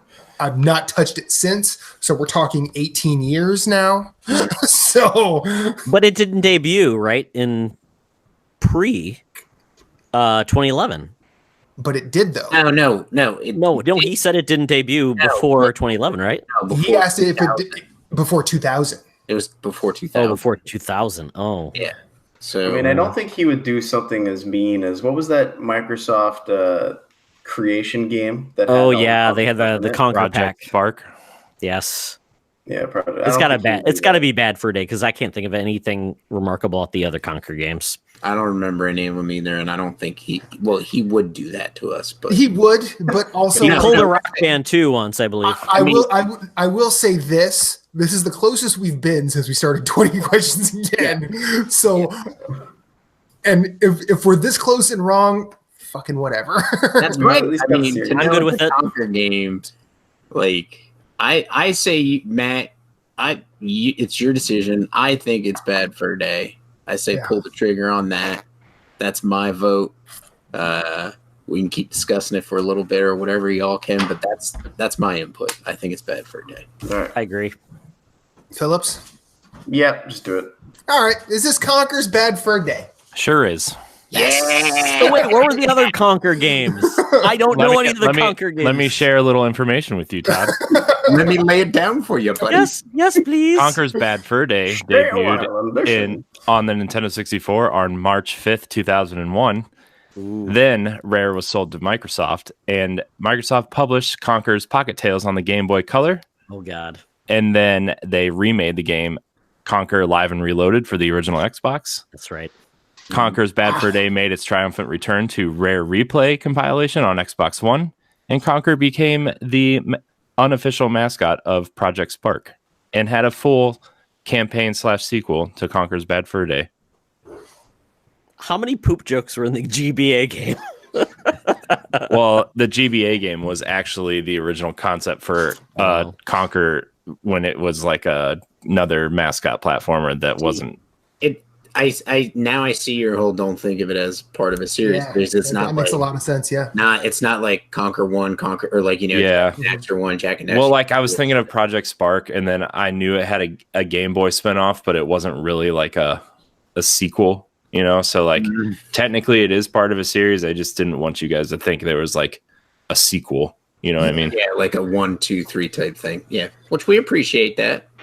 Also, fun fact: Conker really debuted in Diddy Kong Racing for Nintendo 64, but that's shit, he did. Yeah, but Diddy Kong Racing. Wow. Matt Phillips said it at like question number 10, and I was like, man, they're gonna get this crap. I was like, I thought I picked a really good one. You did. I think you did. When it took us to 20 questions, man. I know. Yeah, that was nice.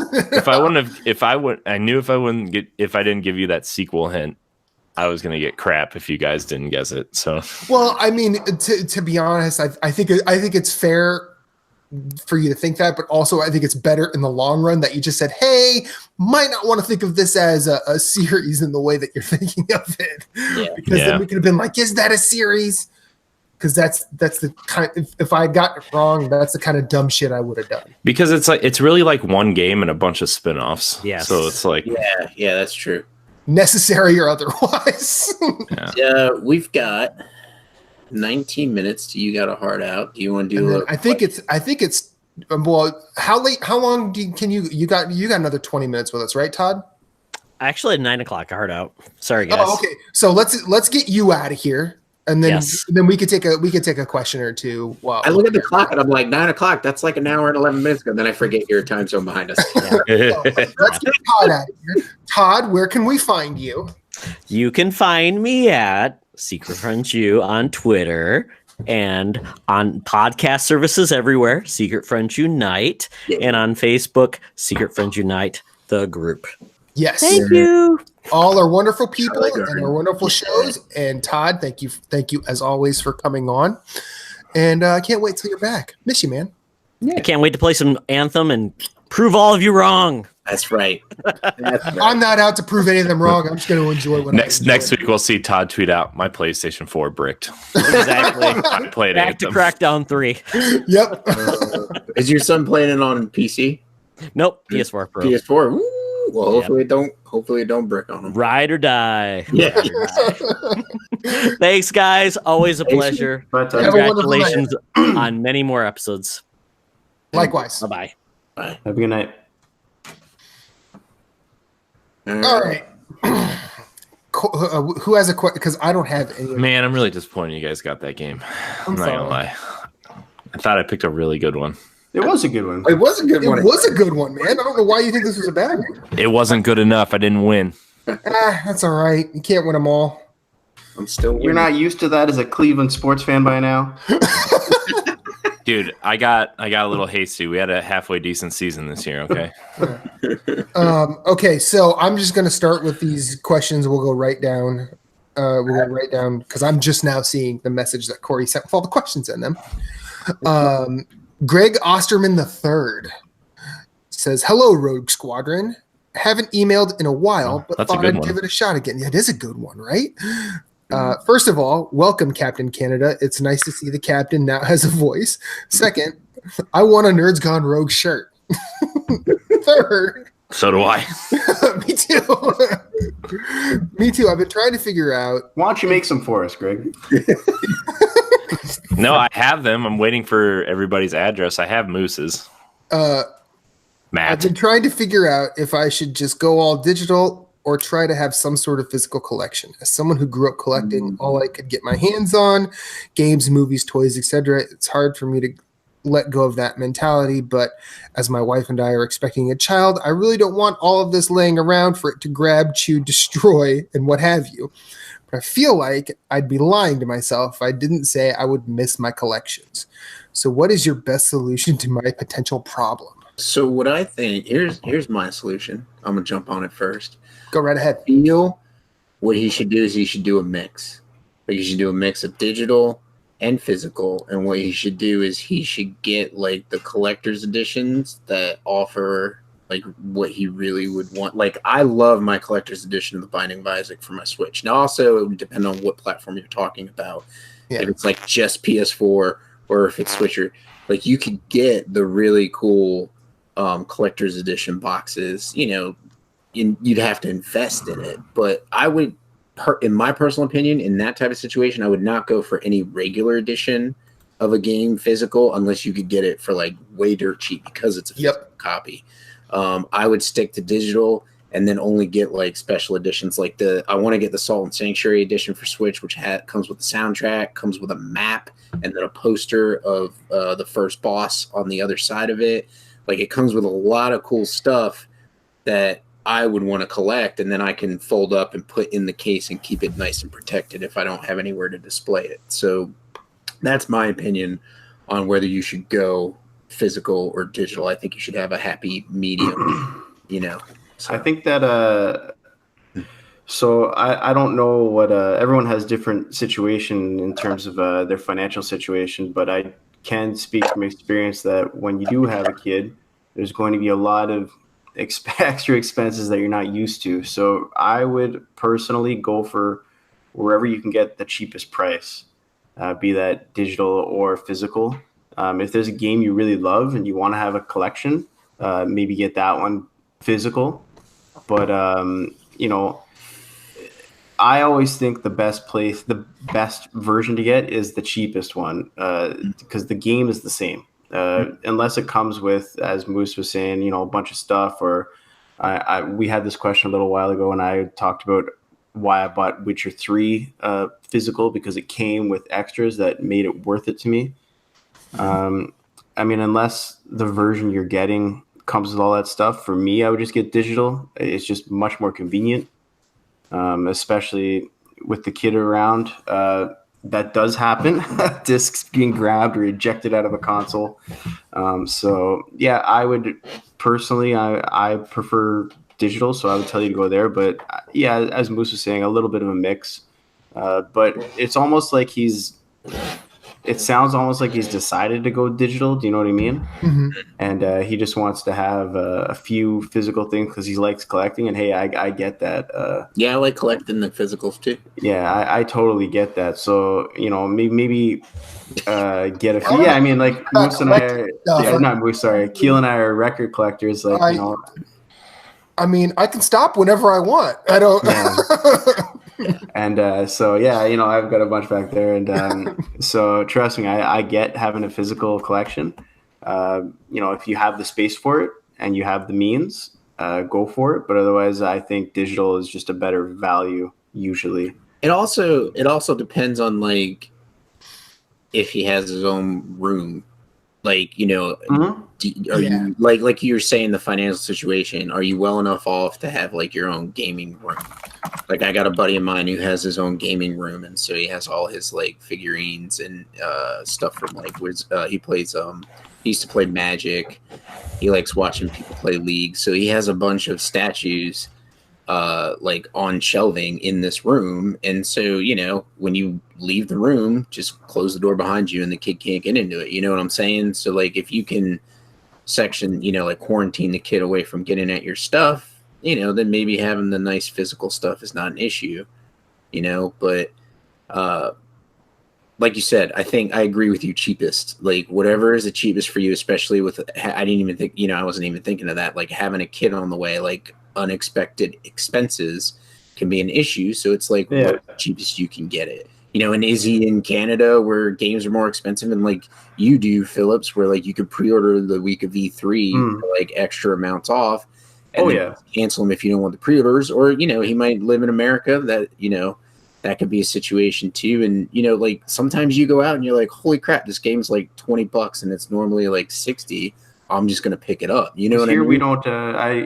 Here we don't pay sales tax on PSN, but we do on Xbox Live, right? So buying on PSN, even if it was $79 on PSN, still cheaper for me to buy it there. Yeah. I think he should do mostly digital, and then the stuff that is near and dear to him, like say he's I don't know, pick a franchise. Halo. He loves Halo. I don't know what he plays on. Get that physical, and get the stuff you like physical. What I did this generation is, because I'm all digital, I did the PS4 exclusives as physical. So I was just, if it's a God of War, Days Gone, I do all those physical because I don't really collect games anymore, and everything else I do digital. That was my way of kind of rationalizing it and limiting my amount of physical games. But I still wanted that, physical game every now and then. It's nice to open the disc and open the case, rip the plastic off. It's fun. It makes you feel like a kid. So I totally get where you're coming from. Yeah. I feel like the question has been answered at this point. I don't think I'm going to add anything special to it, but just the only thing I really bring to it is sort of what is a physical collector's or any other edition going to going to bring to the environment that I'm in, other than the game. And like, there have been times more recently, like when for instance, I've started getting into, like, I've been watching Mobile Suit Gundam a lot, and I've wanted to play those games now, and I've thought about getting those games physical because you can get them used super cheap, but they're still full price digitally. I haven't done that because I don't need more stuff. So I'll just wait until there's a digital sale on a game or anything, or I'll just wait till something new comes out. But more often than not, like, the reason I choose vinyl over just listening to things on Spotify, which I still do because that's how I hear new stuff, is I like the idea of interacting with a record. I don't care about interacting with a game case. I really don't.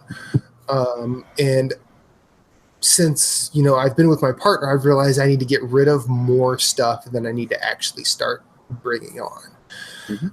And I've been slowly chipping away at my office space to try and do that. I don't know how I'm going to get rid of it. I don't know, because I have a lot of weird shit, like a bunch of Tales of Exilia collector's editions with anime stash. I'm like, how do I get rid of this? There's always someone weirder. I know. I'm not saying that, but like, I'm just like, where do I take this to get rid of it rather than just tossing it? But if I put it on eBay, not only do I have to actually package that up with some care, so I send it to the person. Like, that tends to be a lot more effort than it's worth. I just want it away.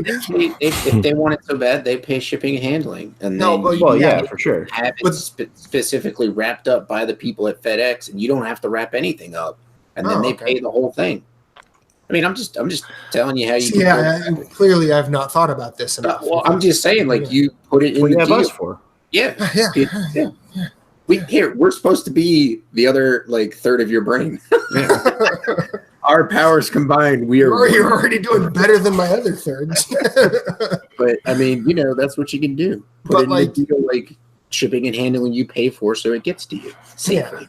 Yeah. I mean, and especially since I've started playing, board games with regularity, like, I've started to think about, why have physical stuff that just takes up space and most of the time with games, all they do is just take up space. They don't really bring anything else. Well, it gets rough because, like, as you get older, like, you're like, man, like, I have so little space. I don't need more stuff. You know what I mean? Like, I've gotten to that point. But, like, if you look at your record collection behind you, it's like, you might not listen. I know you might, but, like, say, for example, the Siamese Dreams, that is Siamese Dreams behind you, right? It is.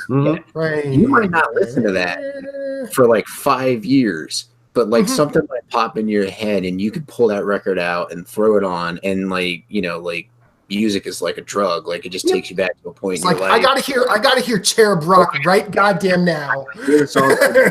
Have that ability. Like, some stuff is just kind of like, if you haven't used it in the last 6 months, like, it can be gotten rid of. You know what I mean? So, like, you reach that point, like, my DVDs. Like, I don't watch DVDs anymore. I'd rather play video games and interact with the story than watch movies.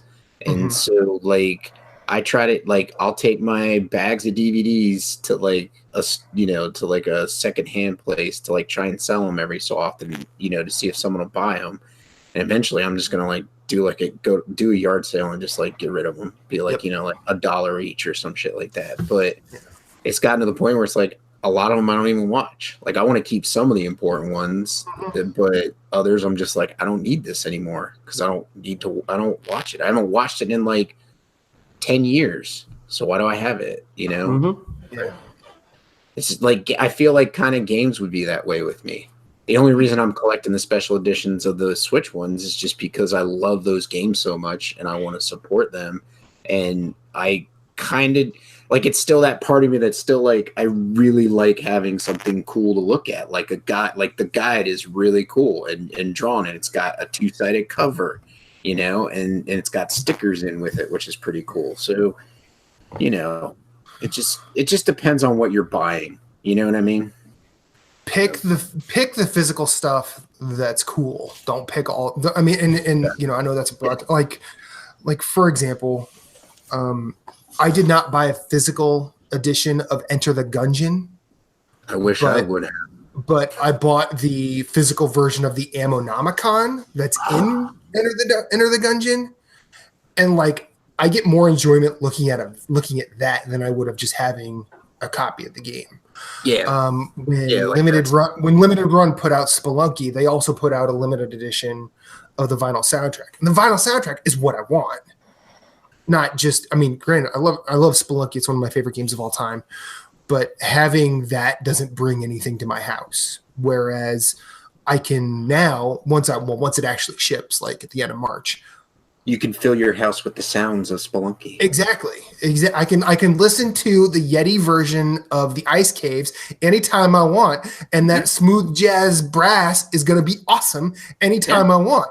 Rather than just playing it on Spotify. I'll have a nice little eggplant colored vinyl spitting on my turntable right there, and I will feel super good about it, even though no one else will give a shit.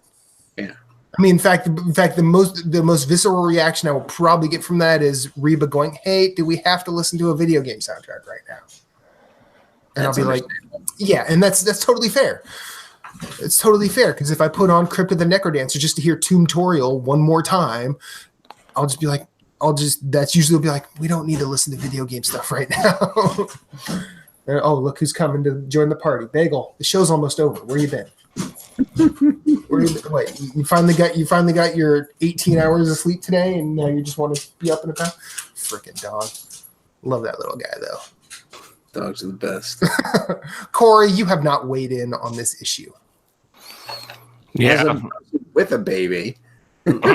Yeah. How many Switch cartridges has Riley put in her mouth? None, really, because I keep them off the ground out of reach. But, okay. I mean, still, she's going to get to them eventually, I think. Yep. So. I mean, you've already put a tiara on her and just ruined it. So, you know. Yeah, well. That was a big mistake, man. My Despite thing. how adorable she looked, it was a huge mistake. Yeah, I know. My thing is, I've been actually really thinking about getting rid of my physical stuff for a while. Like I already have for PlayStation and Xbox stuff, but for Nintendo, for some reason, is like the hardest one, just because like we all kind of grew up collecting the Nintendo cartridges and cases and stuff, and like I don't know, it's been the hardest just because I like seeing the Nintendo collection, and it still has that type of nostalgia thing for me. But I've been actually playing around with like the games that I really love. I'll wait for their physical copies to go on sale, and I'll pick up maybe a disc or two just to have, because I really like that game. But I've been playing around doing that with Switch too, like keeping the games that I really, really love on the Switch and getting rid of the rest of them. And just if I enjoyed the game or I'm still playing it, like I'll get it physically or I'll get it digitally. But like the other thing about Switch 2 is like there's no space in the system to keep the games, you know, like the 1 terabyte as micro SD card was just kind of revealed, and it's $450. You know, that's more than the system. I'm not paying that for memory for a system, you know. What is this, Vita? Yeah, no. Right? No, that was like what, half a gig cost like $1 million. Yeah. So. That was my accurate to you for going physical on Switch. I mean, there's only one 100 gigabyte Vita memory card, and Martin Shkreli owns it.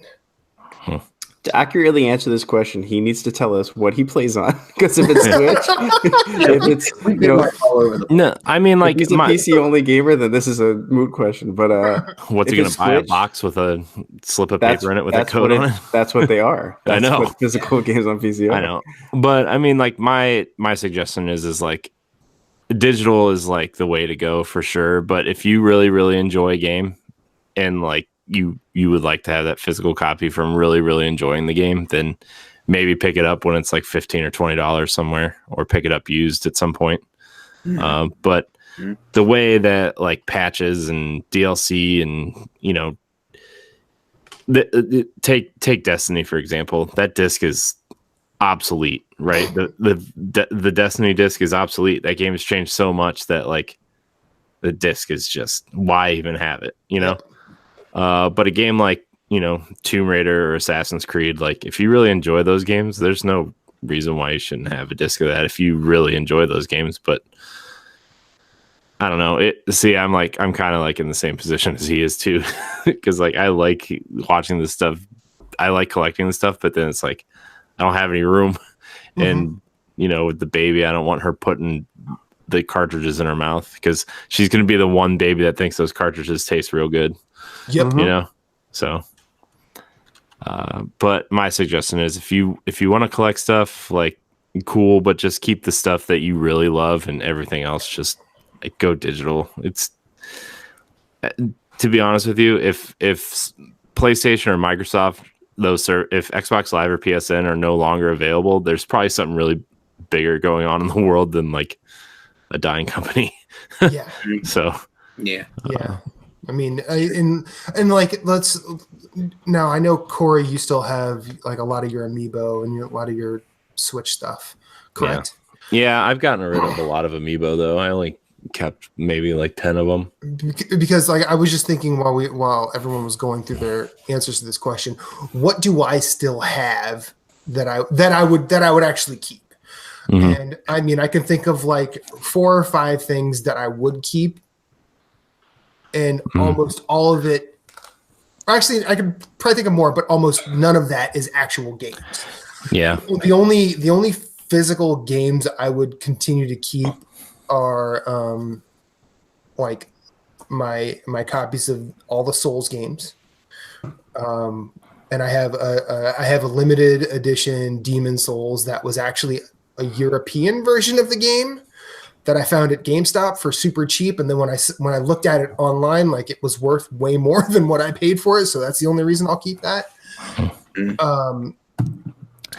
Yeah, that's the other thing too, is like, if you really enjoy a game or a series, like buy it digitally, but buy something that maybe reminds you of that series and like really makes you think of that series. Like if you enjoy Halo, like buy a Master Chief figurine or something, buy an art book, or buy a like that's why I bought the Ammonomicon for End of the Gungeon, because that's a cooler thing than just having a game cartridge.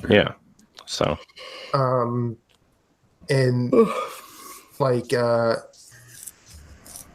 I'll keep my copy of the Hyrule Historia before I'll keep any physical Legend of Zelda game.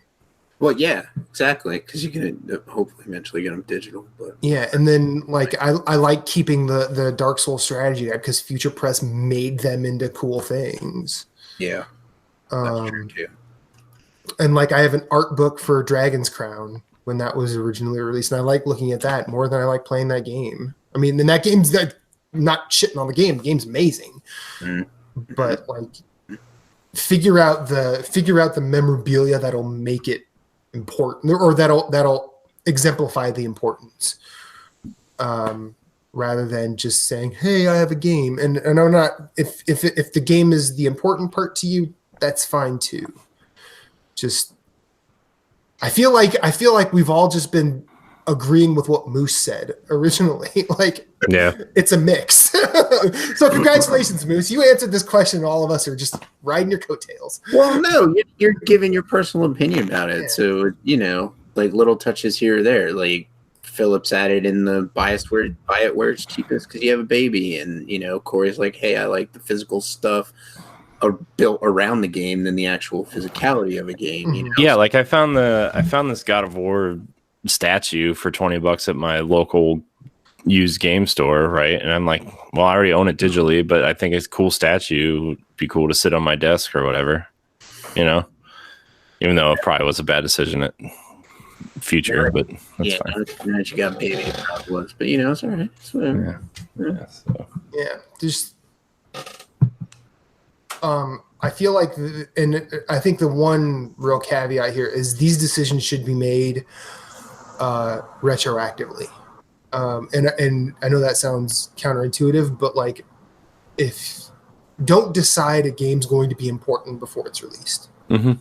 Like, 'cause the one thing. Well, that's what I said. Like, buy it digitally, and then if you really, really, really enjoy it, and you really feel like you need to have that game sitting on your shelf, then buy it used somewhere for $10. The reason I say that is because, like, I bought those Tales of Exilia collector's editions before they came out, and just because I love the Tales series, and I still haven't played either of those games.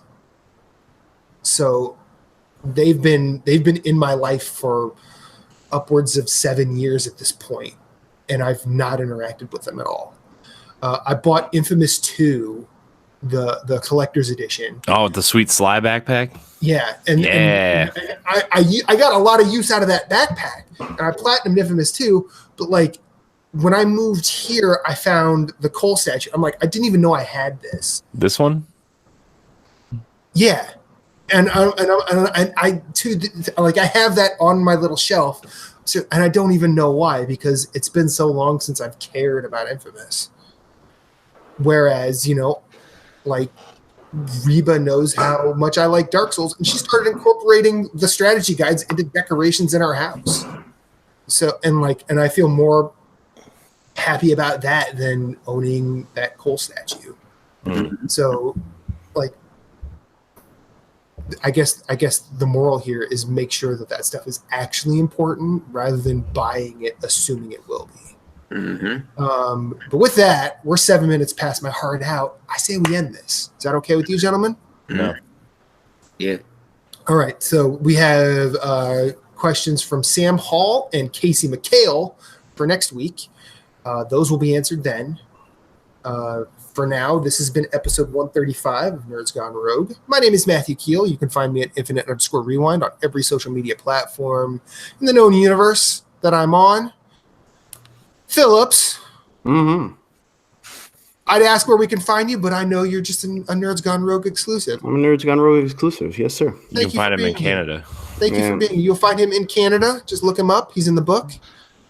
And there's only a couple of us in it. So yeah, I mean, they all know each other. It's fine.